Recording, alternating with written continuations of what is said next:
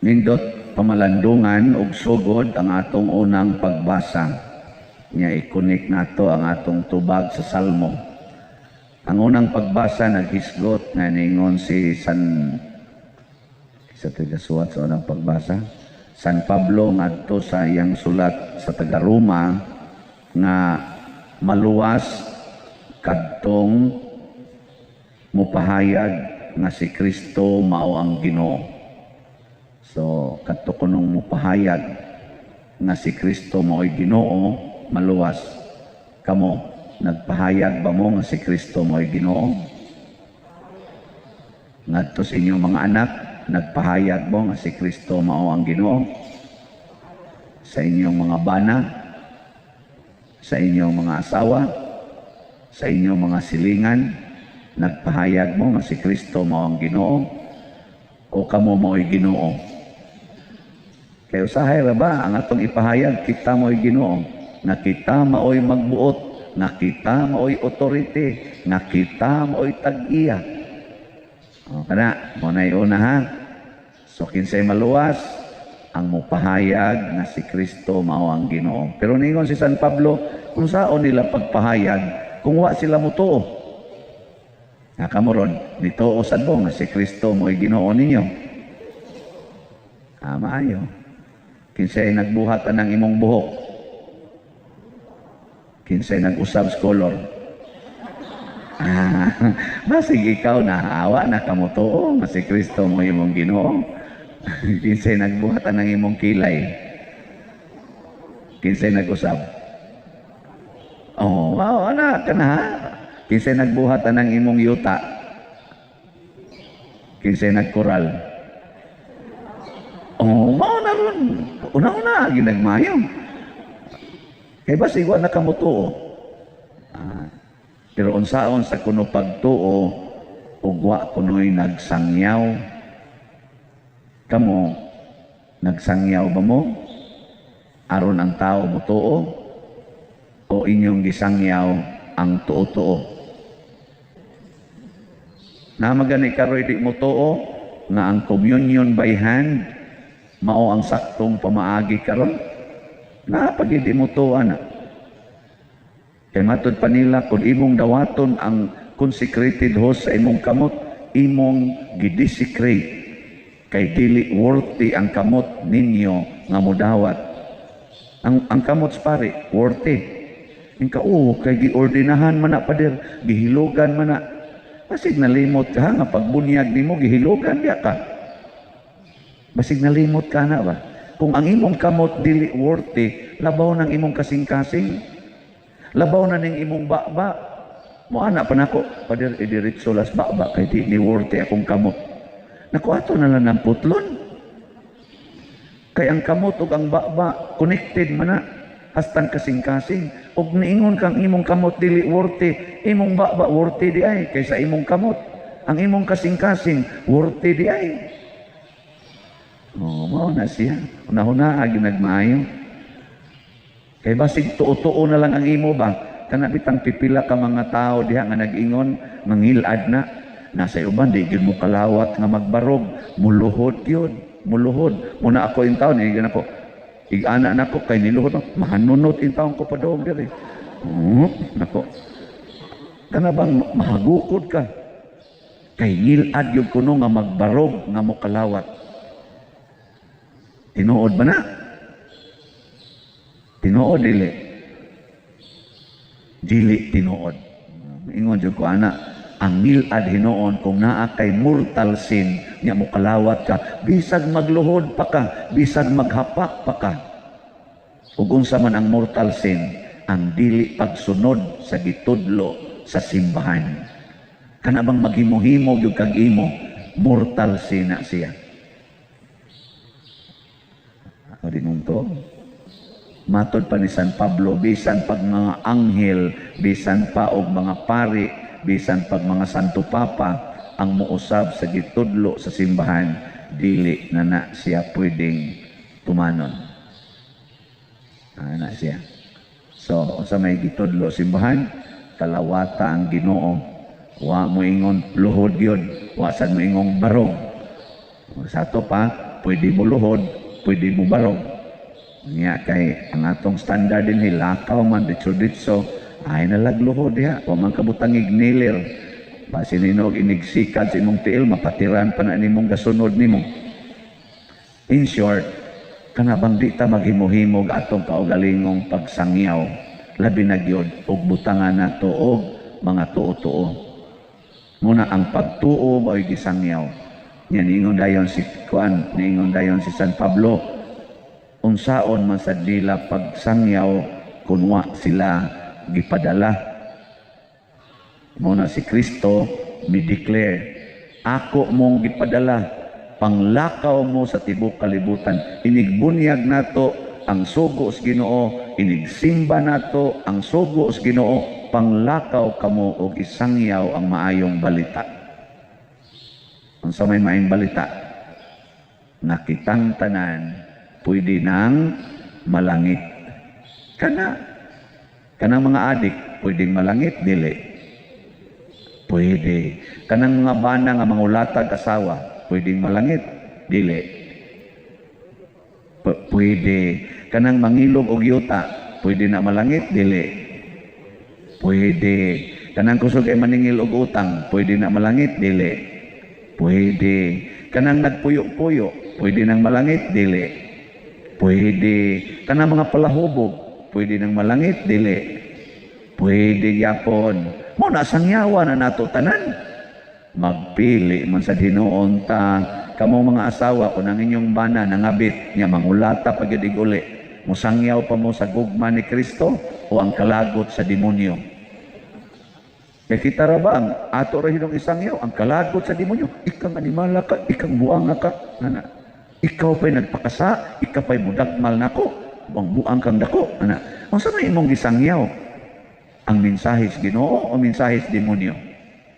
Pwede ba yan na maluwas? Kanang nangulatan nimo, kanang nangabit, pwede ba yan na mahimong santo? Di mo to? Sangyawi na. Muna, ang atong tubag sa Salmo niingon, ang ilang mensahe, sa to? Migula, latas sa tibuok, kalibutan. Kinsa may naas kalibutan, ang mga buutan o ang mga buangon. Sa ato pa ang atong mensahe sa pagsangyaw sa Ginoo, kinahanglan yun para sa tanan. Kanang imong anak na nagsigig suyop, ingna na, pwede ra yun ka malangit dong bisag siga na imong mata. Ana, hindi ka pwede di ay maisa, pwede ay, mabitang gihigog magyapuntikan. Ana, kaya pwede ra yun kag malangit. Gusto ko kuyog tas langit. Ang kabit sa imong bana, imong atuon, dahil bisag nagkinabitay mo, pwede ra yun kag malangit. Ana, mo nang gihigog magitikan.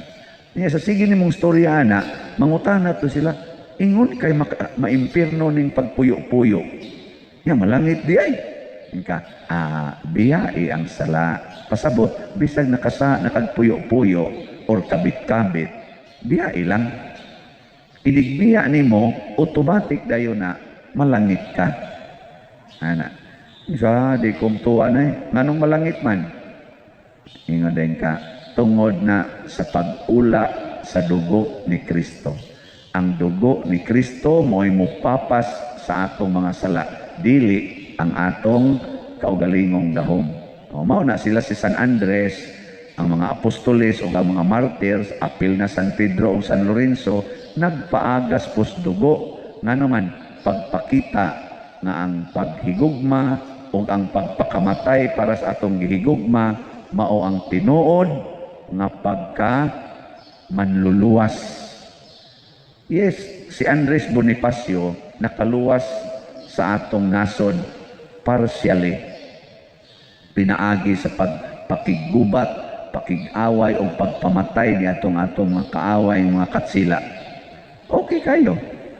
Pero kung sundo na nato ang pagpinatyanay, hangtod na kita mga hurot, way kapuslanan. Mao na ang pagpakigbisog para sa kaluwasan sa atong nasod, pinaagig, pinatyanay, di yun makapatunhay og tinuod nga kalinaw og kauswagan. Musangko ra gid ta sa Why nahot? Mao na kining ato sa mga politicians karon o ato mga leaders magsigi ni silang away, wa gini sila ikahatag na kalambuan sa atong nasod. Wa gyud away nga makapahugno, makapalambo. Matud pa ni Kristo, ang gingharian nga mag-unay away malusno. Ang panimalay nga mag-unay away ang mga members malusno gyapon. Na ang atong buhaton unsa man atong ihatag ang tinuod nga pagsunod ni Kristo. Matud pa sa atong ebanghelyo, pag-ingon yung Kristo ni Andres o ni Pedro, sunod mo nako. Biyaan din nila ilang sakayan, biyaan nila ilang papa, biyaan nila ilang ginikanan, sila si San Juan o si sa tungusa Santiago. Kamoron og ingnon tamo nga biyae ang inyong kwarta, ipalit nag-slot mo, palit mo. Ha? Natanawa, di ba kwenta na mo, dako arba gastoanan pa rin, mag-party pa misamo, napakutagaanan mga regalo, naghan pa ka-impusto nun na regalo. Okay mo na siya. Na problema. Pero kung ang simbahan mo yung mangayo ninyo, andam ba ninyong biyaan ang inyong pustonon na regalo para sa imong bana, para sa imong igsoon, para sa imong anak, aron imong ihatag na rin sa simbahan? Andam ka, dili? O ito ba? Tanawa, managana yun. Mao lagi na akong giingon nga si San Pedro, sila Santiago, si Juan, si Andres, biyaan gito nila. Kaya ang nangayo sa ilang time, ang nangayo sa ilang loyalty, ang nangayo sa ilang kinabuhi, mao naman ang Ginoo nga tag-iya sa tanan. Muna, akong hangyo, kamong tanan nga naminaw o kamong nanimba dinhi o kanang mga online parishioners, sulay ko nun yung practice kining maong pinaiya. Ihatag ang tanan ngadto sa Ginoo in priority. Palit mog slot bisag usa lang hangtod gikan karon hangtod December 31, make it a point mupalit ko sa kaslat akong ihatag sa simbahan kay gamito ni para sa simbahan. Mo ni ang akong pagpaagas og dugo, di ba? Ikaw nam sa ko'y kwarta pa dire, sige jud nindot kay nang wa kay kwarta niya makahatag pagyud ka. Mao na gid may pagpaagas og dugo kay gikanlat na nimo ang imong kinabuhi diha. Sama atong biyuda ba nga igpapalit niya pagkaon mo iyang gihug kolekta. Wa ko moingon ninyo ha nga nagkinahanglan jud ko anang slot ang nagkinahanglan ang simbahan dinhi sa atong parokya San Vicente Ferrer Parish. Para unsa man na siya? Ingka para sa kalambuan sa pagtuo. Inigbarog aning atong mga proyekto sama ani karong atong simbahan nga nanindot naman ning atong simbahanan. Unsa maroy gibati sa mga tao? Minsan na milapos sa tibuok kalibutan ang atong mensahe. Kadtong kapilinha or kapilinya man ang pronunciation ana na hatagan nato og budget karon hapit na mahuman. Ako lang niya mong i-update ha, iniguman. Nilapos gapos tibuok kalibutan ang atong mensahe. Dili na kinahanglan nga magsige patagani giyaw-yaw sa makita pa lang nato o sa makita sa mga tao duda na mensahe. Mao bitaw sa ato diring salmo niingon diri ang mga langit nagpadayag sa himaya sa Dios, ang kahitas-an nagsangyaw sa buhat sa iyang mga kamot, pasabot ka na mga panganod. Ang adlaw nagsulti sa sunod adlaw, ang gabi nagsulti sa sunod gabi. Di ba? Kung sa mga pasabot ana, ang buhat sa Ginoo mao'y magtugan sa iyang mensahe. Ang buhat sa Ginoo. Nabitay paralyzed kuno ni siya, wa man sa may magkita kay layo man sa gapuyo, usa siya kainahan. Ang iyang mga anak nagtrabaho, lain-laing trabaho. Siya wa na siya sweldo. Wa sad siya pensyon, wa siya ka-applied pensyon, pero maminaw man kuno siya kay paralyzed naman siya, maminaw siya sa akong misa gyud kada adlaw. Ngandoy man gyud siyang makadonate. Iyang giingnan ang iyang mga anak, gusto ko ninyong lipayon. Tagaay ko ninyo bisag usalang kaslat nang hatag kuno ang tulo niya kakuanoy iyang tulo ka anak. Nakahatag siya dirig tulo ka slots, pero tiniyang lipaya, wa siya income, pero nakahatag siya tulo ka slots. Nahimo siyang minsahiro aron ang iyang mga anak nga way paminaw-paminaw nako. Naman gani mga butin pader di agi pada si auntie to as Canada. Unsa man na ingon, unsa gi na pader, unsa na slot, unsa to nang slot man kuno ni. Naku waday ka maminaw sa kong wali. Kinsa man day ka pader. Giingnan raman ko sa kong auntie panhion ko dinhi. Wa gitaw siya maminaw, pero naabot siya dinhi. Kinsa may mas hero ana, kinsa may nagpakahiro kadtong auntie nga tuwa layo kaayo ang iya hinong pag-umangkon nga niya dinhi way paminaw-paminaw kay basig ang TikTok ray sige tanaw. Wa kabati pero naabot dinhi. Ano man palit og slot nya ingon dayon ko kanang slot day ko ani mo mao di ay magsige padlagana hala no si auntie noy nakabati nimo pader kami wa noon nako subig paminaw karon basig kamo na mo desisyon nga kamo sad mismo mo palit mo slot.